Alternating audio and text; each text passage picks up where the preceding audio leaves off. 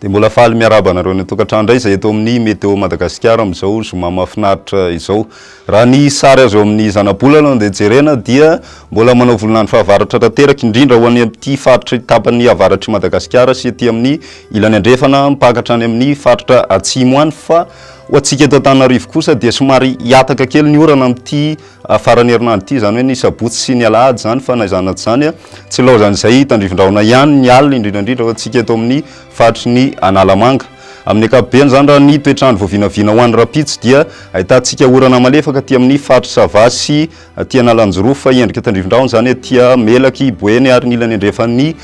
faritry Sofia fa ifandimy kosa andrahona sy ny masoandro amin'ny faritra sisa.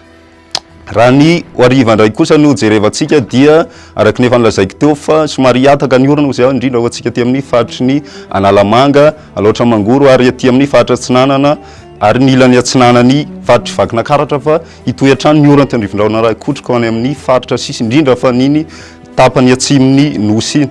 Raha ny maripana voavinavina ho an'ny rapiso maraina zany dia any Antsirabe no ahitantsika ny maripana ambany indrindra izay manodidina ny 40 degré fa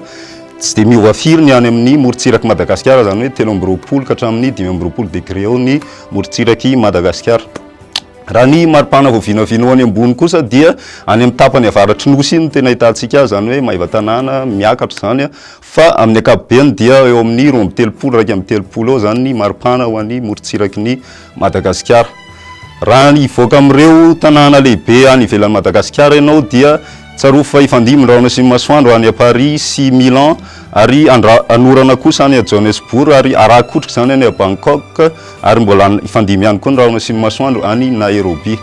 Raha eo amin'ireo nosy manodidina Madagasikara kosa dia balika masoandro any La Réunion ary ifandimy raona sy masoandro any Maurice sy Comore ary anorana malefaka zany any Seychelles.